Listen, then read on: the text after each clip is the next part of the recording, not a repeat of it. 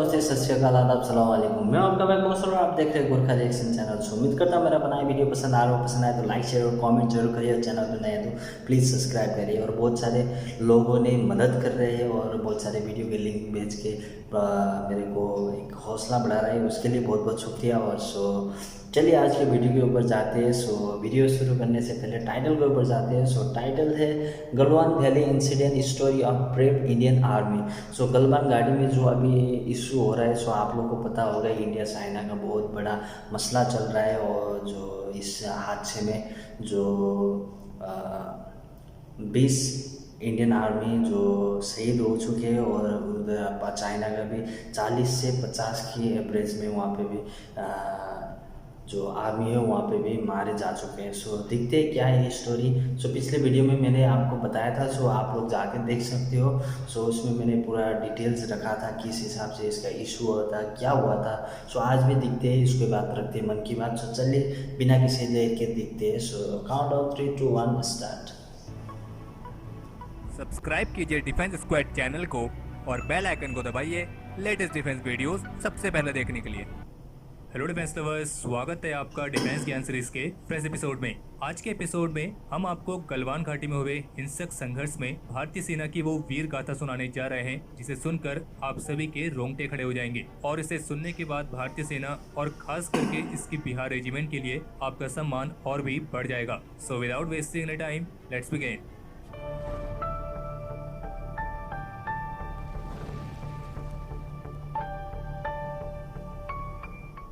इस एपिसोड में हम आपको गलवान घाटी की जिस वीर गाथा के बारे में बताने जा रहे हैं, ये हमने कुछ टॉप सोर्सेज से प्राप्त की है। और उन्हीं के मुताबिक 15 और 16 जून की रात को गलवान घाटी में बिहार रेजिमेंट के चीनी सेना पर किए गए हमले को सैन्य इतिहास के सबसे साहसिक और घातक हमले के तौर पर जाना जाएगा।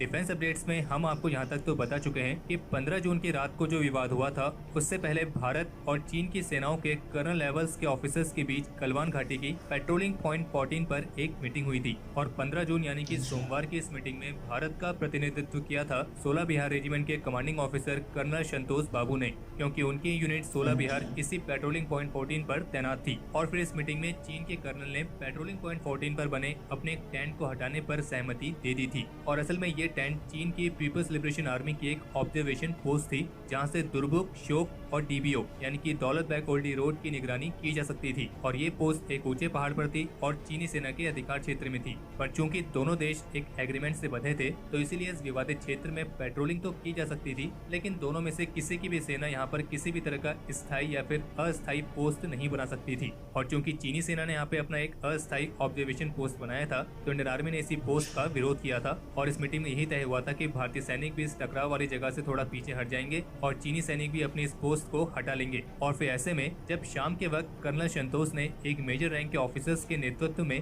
12 पर्सनल्स की एक पेट्रोलिंग पार्टी को ये देखने के लिए भेजा कि चीनी सेना ने अपनी पोस्ट हटाई है या नहीं, तो यही पेट्रोलिंग पार्टी जब वहाँ पे पहुंची तो उन्होंने ये पाया कि चीनी सेना ने अपने टेंट नुमा ऑब्जर्वेशन पॉइंट को नहीं हटाया है। और जो ये पेट्रोलिंग पार्टी थी, ऐसा लगता है कि ये अपने साथ कोई हथियार लेकर नहीं गई थी। और यही वजह है कि चीनी सैनिकों ने इन भारतीय सैनिकों को बंधक बना लिया था। हालांकि जो एक पहले रिपोर्ट आई थी उसके मुताबिक चीनी सैनिकों ने 12 नहीं बल्कि 10 भारतीय सैनिकों को बंधक बनाया था। और फिर जैसे ये खबर कर्नल संतोष को लगी तो वे अपने 2 जवानों के साथ सीधे चीनी खेमे में ही पहुंच गए थे। और उन्हें उम्मीद थी कि वे वहां पे जाके बातचीत के जरिए अपने सैनिकों को रिहा करा लेंगे। और यही वजह है कि वे अपने 2 जवानों के साथ पहाड़ पर बनी उस चीनी पोस्ट पर पहुंच गए। लेकिन चीन के कैंप में पहुंचते ही कर्नल संतोष और उनके जवानों की कहासुनी हो गई। ज्यादा संख्या में मौजूद चीनी सैनिकों ने कर्नल संतोष और उनके कुछ सैनिकों को घेर लिया और लाठी, डंडों और कटीली तार वाली रॉड से उन पर हमला बोल दिया। और अचानक हुए इसी हमले में कर्नल संतोष और उनके 2 साथी वीर गति को प्राप्त हुए। और बता दें कि किसी भी यूनिट के लिए उनका कमांडिंग ऑफिसर एक पिता के समान होता है। और यही वजह है कि अपनी सीयू की मौत की खबर सुन के 16 बिहार रेजिमेंट के सभी सैनिक काफी गुस्से में आ गए। और फिर सेकंड इन कमांड और 2 युवा ऑफिसर्स ने इस यूनिट की जिम्मेदारी संभाली। और इन तीनों ऑफिसर्स ने बिहार रेजिमेंट के घातक कमांडोज के साथ चीनी कैंप पर ऐसा हमला बोला कि चीनी सेना उसे कभी भी भूल नहीं पाएगी। और इस दौरान उनका साथ दिया फील्ड रेजिमेंट यानी कि तोपखाने के सैनिकों ने, जो उस वक्त वहाँ पे तैनात थे। और अब तक आधी रात गुजर चुकी थी और मंगलवार शुरू हो चुका था। और समय आ गया था कि अब चीनी सैनिकों को मालूम पड़े कि उनका मुकाबला देश की उस सेना से है जो पूरी दुनिया भर में अपने शौर्य और वीरता के लिए जानी जाती है। लेकिन कर्नल संतोष के इस बलिदान के बाद पूरी बिहार पलटन का खून खौल उठा था और 16 बिहार के सेकंड इन कमांड जो कि लेफ्टिनेंट कर्नल रैंक के ऑफिसर थे और 2 कैप्टन लेवल के ऑफिसर्स के साथ करीब 300 सैनिकों ने चीनी कैंप पर रात में ही हमला बोल दिया था। हालांकि पहाड़ पर बैठे चीनी सैनिकों ने भारतीय सैनिकों पर जमकर पत्थरबाजी की थी, लेकिन इस 16 बिहार रेजिमेंट के वीर सैनिक उस खेमे तक पहुंच गए और जय बजरंगबली और बिरसा मुंडा की जय वाले अपने युद्ध घोष के साथ 16 बिहार के इन वीर जवानों ने चीन के कैंप में आग लगा दी। और इस बार भारतीय सैनिक भी लाठी डंडे और बैनर से लैस थे और इस दौरान हमला राइफल की बट से भी किया गया। हालांकि दोनों देशों के बीच एग्रीमेंट होने की वजह से इस विवाद में कहीं से भी गोली नहीं चली थी, लेकिन इसके बावजूद भारतीय सेना ने ऐसा हमला किया कि चीनी खेमे में बुरी तरीके से हड़कंप मच गया और ये जो लड़ाई है ये कई घंटे तक चली थी और ये कुछ ऐसा था कि मानो स्वयं बजरंगबली लंका दहन करने के लिए आ गए हैं। और सोर्सेस के मुताबिक इस संघर्ष में 16 बिहार रेजिमेंट के घातक कमांडोज की प्लेटून ने कम से कम 15 चीनी सैनिकों की गर्दन तोड़ दी थी और जिसके चलते उन चीनी सैनिकों ने मौके पर ही दम तोड़ दिया था और कई चीनी सैनिकों के तो सिर पत्थर से भी कुचले गए थे। हालांकि जो चीनी सैनिक हैं ये पहले से ही तैयार थे और हमले के दौरान इन्होंने खास तरह की रायट गियर्स यानी कि दंगे के दौरान पहने जाने वाले फुल बॉडी प्रोटेक्टर से लैस थे, जिसके चलते लाठी डंडों का उन पर कोई खास प्रभाव पड़ने वाला नहीं था और यही वजह है कि भारतीय सैनिकों ने उनकी गर्दन ही तोड़ दी और कईयों के तो सिर पत्थर से कुचल दिए। बता दें कि घातक प्लेटून जो कि घातक कमांडोज के नाम से जानी जाती है, ये इंडियन आर्मी की हर एक इन्फेंट्री बटालियन में होती है और एक घातक प्लेटून में कम से कम 20 कमांडोज होते हैं और ये घातक कमांडोज की प्लेटून एक शॉक ट्रूप्स की तरह काम करती है और इन 20 घातक कमांडोज में एक commanding captain, 2 non commission officers और कुछ स्पेशलाइज्ड सोल्जर्स जैसे कि sniper team, light machine Gunners, medics और रेडियो ऑपरेटर्स होते हैं और जो बाकी के कमांडोज होते हैं वो एक असॉल्ट ट्रूपर्स की तरह काम करते हैं। और 2016 में पीओके में जो सर्जिकल स्ट्राइक की गई थी उसमें पैरा स्पेशल फोर्सेस के कमांडोज के साथ साथ 6 बिहार के घातक प्लेटून के कमांडोज भी शामिल थे और इंडियन आर्मी कमांडोज की ये टुकड़ी अपने नाम के अनुरूप ही घातक होती है। बाकी अगर आपको घातक कमांडोज के बारे में डिटेल में जानना है तो इसके बारे में हमने ऑलरेडी वीडियोस बनाई हैं, जिनका लिंक आपको इस वीडियो के आई बटन में मिल जाएगा। और फिर से वापस आते हैं इस हिंसक विवाद पर। तो जहां 16 जून मंगलवार की सुबह भारतीय सैनिक चीनी सैनिकों को ईंट का जवाब पत्थर से दे रहे थे, तो उसी दौरान जिस पहाड़ी पर चीन का ये कैंप लगा था वो भारत और चीन के सैनिकों के भार से टूटकर ही नीचे गिर गया और उसके साथ ही दोनों तरफ के सैनिक भी नीचे बहती हुई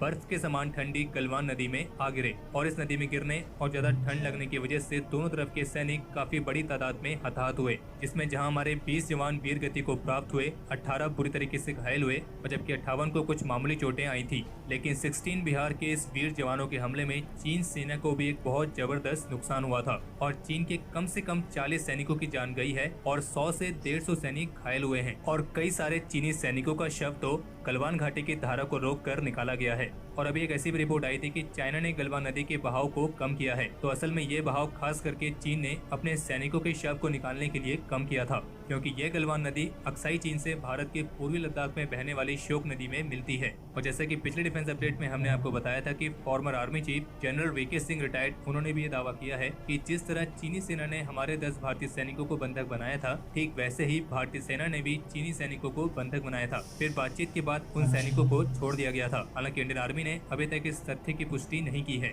और फिर इसके बाद बिहार रेजिमेंट के शौर्य और पराक्रम को सैल्यूट करने के लिए इंडियन आर्मी की नॉर्दर्न कमांड ने करम ही धर्म नाम से एक वीडियो जारी किया था, जो कि बिहार रेजिमेंट का मोटो है। और इस वीडियो में आर्मी ने कहा है कि हर सोमवार के बाद मंगलवार जरूर आता है, क्योंकि मंगलवार को ही भारतीय सेना ने चीन के खेमे में आग लगाकर चीनी सेना की कमर तोड़ दी थी। और वैसे भी मंगलवार का दिन तो बजरंगबली यानी कि हिंदू गॉड हनुमान जी का होता है और जय बजरंगबली बिहार रेजिमेंट का भी एक वॉर क्राई है। और बिहार रेजिमेंट की इस बहादुरी कारनामे को वर्ल्ड वॉर की कुछ लड़ाइयों से जोड़कर भी देखा जा रहा है। और बता दें कि गलवान घाटी में चीनी सेना को इतना बड़ा नुकसान हुआ है कि इसके बाद चीनी कमांडर ने भारत से जंग के बजाय बातचीत की गुहार लगाई है। और अपने इस नुकसान को छुपाने के लिए चाइना के स्टेट मीडिया ग्लोबल टाइम्स अलग अलग तरह की फेक रिपोर्ट्स जारी कर रही हैं। हालांकि चीन का विदेश मंत्रालय लगातार इस बात को उठा रहा है कि भारतीय सैनिकों ने एलएसी पार करके उनके इलाके में आके इस हिंसक संघर्ष को शुरू किया, लेकिन भारत के कुछ टॉप सोर्सेज का कहना है कि भारतीय सैनिकों ने केवल अपने कमांडिंग ऑफिसर की धोखे से हत्या करने का बदला लेने के इरादे से ऐसा किया है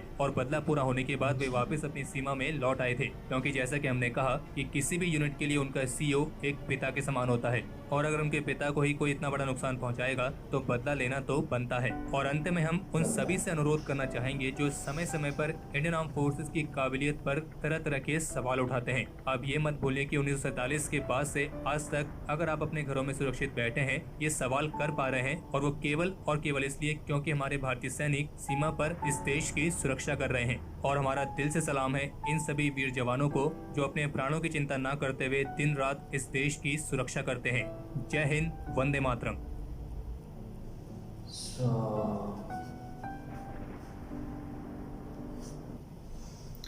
ये था वीडियो, बहुत ही गजब और बहुत ही इमोशनल वाली वीडियो था। मैंने पिछली बार वीडियो में आपको बताया था, शेयर किया था कैसी सिचुएशन हुआ था। इस बार 15 जून को लड़ाई भी हुआ उस रात, जैसे कि LAC में लाइन ऑफ एक्चुअल कंट्रोल के एरिया जहाँ पे पड़ता है। चाइना और इंडिया का जो पहले से एक पेपर अग्रीमेंट हुआ था, उस टाइम क्या हुआ था, वो एरिया में कोई भी कंट्री का टेंट नहीं बना सकता आर्मी लोग। उसके बाद वहाँ पे वो रेंज पे कोई भी फायरिंग नहीं कर सकता। ये अग्रीमेंट हुआ था। इसकी वजह से वहाँ पे कोई भी टेंट नहीं बना और वहाँ पे कोई ऐसे बैरिकेड भी नहीं बना एक दूसरे को अलग करे, जो चाइना इधर है वो ये इधर है। वैसे जो बाहर भी नहीं लगाए। क्या हुआ यहाँ पे जानने को हम लोग को ये चीज़ मिला और समझने को ये चीज़ आया कि वहाँ पे चाइना का पहले से टेंट था। वो टेंट हटाने के लिए इंडिया के 2-3 सोल्जर वहाँ पे जाके वो लोग को रिक्वेस्ट किया कि वो हटा दिया जाए। एग्रीमेंट के हिसाब से वो एकदम गलत है। वो लोग ने मान भी लिया था, लेकिन वो लोग को पूरा बंदी बनाया था। उसके बाद बहुत टाइम तक वो लोग रिटर्न नहीं आए। तो वहाँ के जो मेजर कर्नल थे, जो कमांडिंग ऑफिसर थे, वो जाके वहाँ पे मुआवजा लिया जो वहाँ पे सिचुएशन कैसा है। उस टाइम उनके पास भी हथियार नहीं थे। वहाँ पे एग्रीमेंट के हिसाब से कोई भी हथियार लेके नहीं जा सकते। इसी वजह से वो लोग बिना हथियार के चले गए थे। वहाँ पे वो लोग ज़्यादा तादाद में थे। वहाँ पे कम तादाद में इंडियन आर्मी होने की वजह से ये लोग को मार दिया गया, बंधक बना दिया गया। ये खबर वहाँ पे जो पोस्ट पे जो तैनात सैनिक है उसने पूरा एकदम अप टू डेट होके वहाँ पे जाने के बाद ये सिचुएशन हुआ। ये जो हरकतें चीन की हुई है इंडिया के ऊपर, जो बेबस लोगों को और बिना रीज़न मारा है। उसके बाद से बहुत सारे ऐसे न्यूज़ रिपोर्टर, न्यूज़ चाइना की तरफ से इशू हो रहा है। उसमें बोला जा रहा है कि बार बार इंडिया ने पहले किया था, इंडिया आया था हमारे टेरिटोरी में। चाइना का एक बात बता दूं मैं, चाइना में कम्युनिस्ट पार्टी एकदम पोजीशन में है और वहाँ पे कम्युनिस्ट पार्टी का ही कोई भी आदमी वहाँ पे प्रेसिडेंट बन सकता है। देश को चला सकता है। ये बात आप लोगों को भी पता होगा, आप लोग जाके भी देख सकते हो कि कैसा है। वहाँ पे लोगों को भी वो जो पार्टी है कम्युनिस्ट पार्टी, वो लोगों को भी पसंद नहीं है वहाँ पे। आप लोग जाके देख सकते हो गूगल पे, ग्लोबल टाइम, बहुत सारे ऐसे न्यूज़पेपर है और बहुत सारे ऐसे आर्टिकल है। वहाँ पे कुछ लोगों का इंटरव्यू है, यूट्यूब में आप जाके सर्च करो। वहाँ पे वो लोग ही वहाँ पे प्रेसिडेंट बन सकता है और देश चला सकते हैं। ये बड़ी बात है। इस वजह से भी वहाँ पे वो लोग पूरा अपनी मुट्ठी में करना चाहते हैं हर जगह और हर चीज़। इशू क्या होता है, इंडिया ने अपनी बॉर्डर सील करनी है और बॉर्डर में जो एयरबेस बनाने वाले थे, जो आर्मी को इजी हो, कुछ भी प्रॉब्लम हुए तो वहाँ पे जल्द से जल्द रेस्क्यू की टीम पहुँच जाए। और बहुत सारे ऐसे सिचुएशन आते हैं कि जाते जाते बहुत सारे वो टाइम वेस्ट हो जाती है। इसकी वजह से इंडिया की तरफ से वहाँ पे जो बॉर्डर एरिया जितना भी है इंडिया का, वहाँ पे रोड बना रहा है। इसकी वजह से इशू हुआ। हालांकि अभी चाइना की वजह से सारे देश नाराज़ भी है वायरस की वजह से।